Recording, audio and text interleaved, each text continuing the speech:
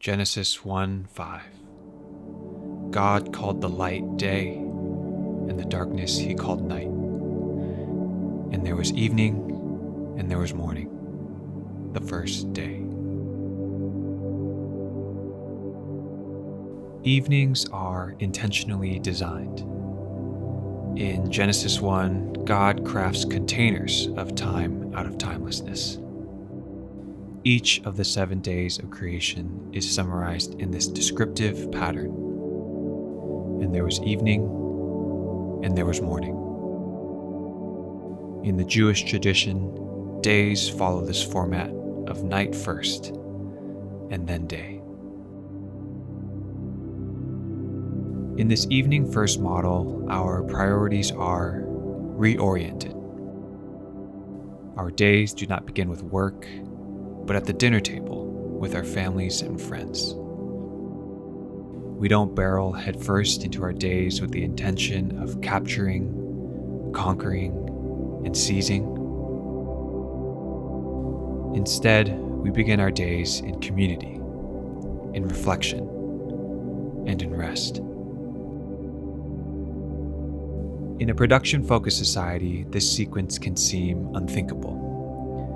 We are often obsessed with starting well, whether picking the perfect cup of coffee, beating commute traffic, or maximizing our number of completed tasks. We all chase a great start to our day. There's nothing wrong with starting well. But our daily rhythms are fractured when we ignore an equally important value of finishing well. If we take the Jewish day structure seriously, finishing well is actually beginning well. Rather than choosing evening practices of escape, inactivity, or consumption, we can choose into reflection, relationship, and resetting. Despite spending entire days ministering to huge crowds and disciples, Jesus used his evenings to rest, retreat, and be with his Father. His ending was his beginning for the next day of ministry.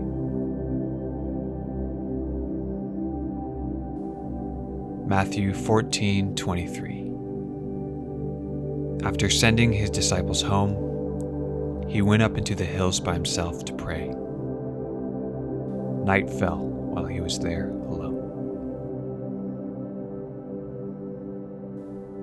The relationship Jesus has with his Father is profoundly compelling. When Jesus invites us to abide in him in a similar way, our daily habits must be reimagined to reflect this new state. Evening routines differ across lifestyles, but we finish our days well when we include some sort of quiet departure into conversation with God.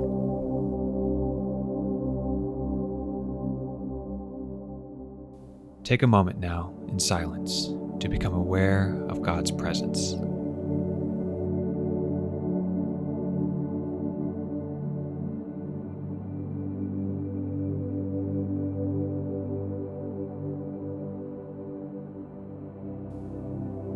Review the events of the day, asking God to bring clarity to where he was.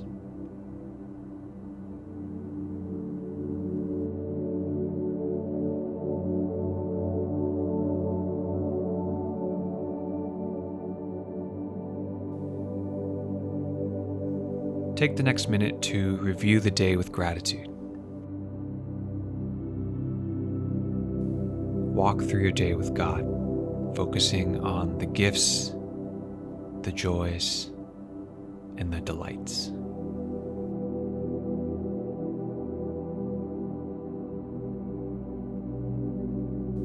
Pay attention to your emotions. What feelings did you experience today? What is God saying through them?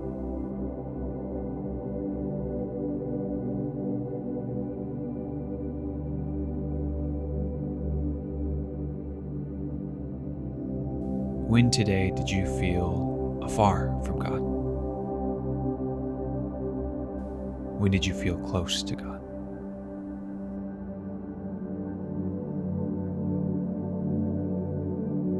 Take a moment now to ask God to point out something that He found important in your day.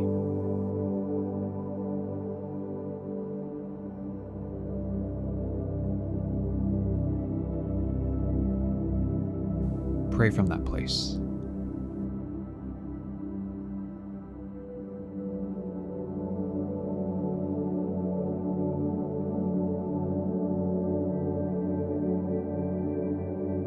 What feelings come up when you consider tomorrow?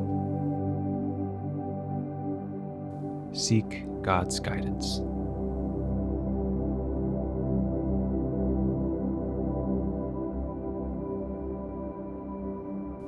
Breathe in and breathe out. Pray this guided prayer when you're ready. God, as my day draws to an end, I thank you for today. During the moments I was aware and unaware of your presence, I know regardless, you are still with me. Even when things don't go the way that I had planned, or when things feel out of control, I thank you for your goodness.